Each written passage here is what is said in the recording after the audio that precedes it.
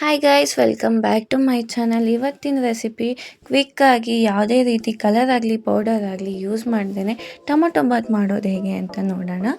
ಮೊದಲಿಗೆ stove on ಮಾಡಿಕೊಂಡು ಒಂದು ಪ್ಯಾನ್ ಇಟ್ಕೊಳ್ಳೋಣ.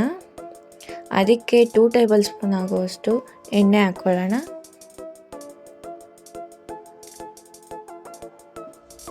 ಎಣ್ಣೆ ಸ್ವಲ್ಪ ಬಿಸಿ ಆದಮೇಲೆ 4 ಪೀಸ್ ಆಗುವಷ್ಟು ಚಕ್ಕೆ, 4 ಪೀಸ್ ಆಗುವಷ್ಟು ಲವಂಗ, 2 ಯಾಲಕ್ಕಿ, 1 ಸ್ಟಾರ್, ಹಾಗೆಯೇ 1 ಟೇಬಲ್ ಸ್ಪೂನ್ ಆಗುವಷ್ಟು ಜೀರಿಗೆ, ಹಾಗೆ ಅರ್ಧ ಟೇಬಲ್ ಸ್ಪೂನ್ ಆಗುವಷ್ಟು ಕೊತ್ತಂಬರಿ ಬೀಜ, ಶುಂಠಿ, ಬೆಳ್ಳುಳ್ಳಿ, ಬ್ಯಾಡಗೆ ಮೆಣಸಿನ್ಕಾಯಿ ಒಂದು 4ರಿಂದ 5, ಸ್ವಲ್ಪ ಕರಿಬೇವಿನ ಸೊಪ್ಪು, ಹಾಗೆ ಸ್ವಲ್ಪ ಕೊಬ್ಬರಿ,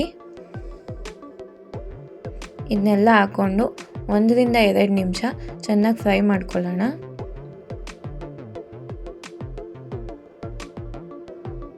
ಈ ರೀತಿ ಸ್ವಲ್ಪ ಕಲರ್ ಚೇಂಜ್ ಆದಮೇಲೆ ಚಿಟಿಕೆ ಅಷ್ಟು ಅರಿಶಿನ ಹಾಕ್ಕೊಳ್ಳೋಣ.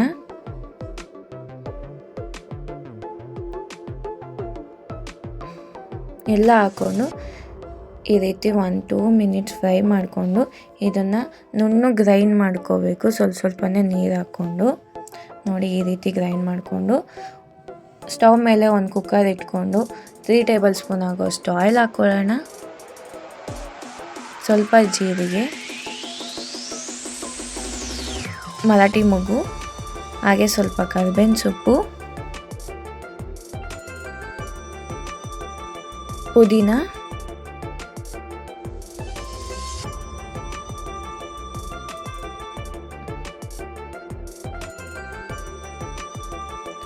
ಒಂದು ಈರುಳ್ಳಿನ ಈ ಥರ ಉದ್ದುದ್ದ ಕಟ್ ಮಾಡಿ ಹಾಕೋಬೇಕು. ಈರುಳ್ಳಿ ಎಲ್ಲ ಸ್ವಲ್ಪ ಗೋಲ್ಡನ್ ಕಲರ್ ಆಗೋವರೆಗೂ ಫ್ರೈ ಮಾಡ್ಕೊಳ್ಳೋಣ.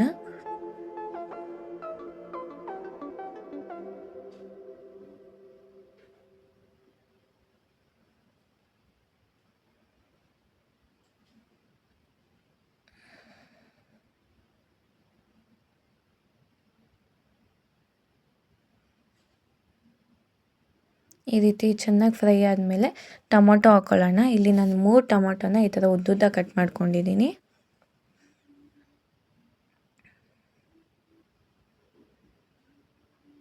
ಒಂದು 2 ಮಿನಿಟ್ಸ್ ಟೊಮೊಟೊಲ್ಲಿರೋ ನೀರಿನ ಅಂಶ ಎಲ್ಲ ಬಿಡೋವರೆಗೂ ಹಾಗೆ ಫ್ರೈ ಮಾಡ್ಕೊಳ್ಳಿ.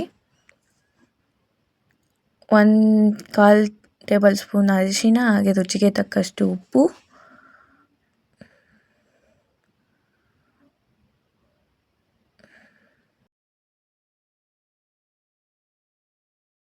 ಈ ರೀತಿ ಎಲ್ಲ ಮಿಕ್ಸ್ ಮಾಡ್ಕೊಂಡಿದ್ದಾದಮೇಲೆ ನಾವಾಗಲೇ ಮಸಾಲೆನ ರೆಡಿ ಮಾಡಿ ಇಟ್ಕೊಂಡಿದ್ವಿ ಅಲ್ವಾ, ಅದನ್ನು ಇದಕ್ಕೆ ಆ್ಯಡ್ ಮಾಡ್ಕೊಳ್ಳೋಣ. ಈಗ ಇದನ್ನು ಮಿಕ್ಸ್ ಮಾಡಿಕೊಂಡು ಎಣ್ಣೆ ಬಿಡೋವರೆಗೂ ಹಾಗೆ ಬಿಡೋಣ.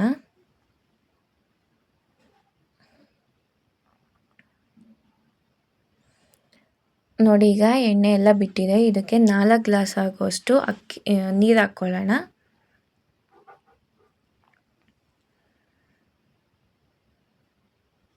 ನಾನು 2 ಗ್ಲಾಸ್ ಆಗುವಷ್ಟು ಅಕ್ಕಿ ತೊಗೊಂಡಿದ್ದೆ, ಸೊ 4 ಗ್ಲಾಸ್ ಆಗುವಷ್ಟು ನೀರು ಹಾಕ್ಕೊಂಡಿದ್ದೀನಿ. 1/2 ಅವರ್ ಮುಂಚೆ ನಾನು ಅಕ್ಕಿನ ನೆನೆಸಿಟ್ಕೊಂಡಿದ್ದೆ, ಅದನ್ನು ಇದಕ್ಕೆ ಆ್ಯಡ್ ಮಾಡ್ಕೋತಿದ್ದೀನಿ. ಈಗ 1 ವಿಸಿಲ್ ಕೂಗಿಸ್ಕೊಂಡ್ರೆ ಸಾಕು. ನೋಡಿ, 1 ವಿಸಿಲ್ ಆಗಿದೆ. ಇಷ್ಟೇ ಟೊಮೊಟೊ ಬಾತ್ ಮಾಡೋದು. ಯಾವುದೇ ಕಲರ್ ಯೂಸ್ ಮಾಡ್ದೇ ಕ್ವಿಕ್ಕಾಗಿ ಈಸಿಯಾಗಿ ಮಾಡ್ಬೋದು. ವಿಡಿಯೋ ಇಷ್ಟ ಆಗಿದ್ರೆ ಪ್ಲೀಸ್ ಲೈಕ್ ಮಾಡಿ, ಶೇರ್ ಮಾಡಿ, ಸಬ್ಸ್ಕ್ರೈಬ್ ಮಾಡಿ. Thank you.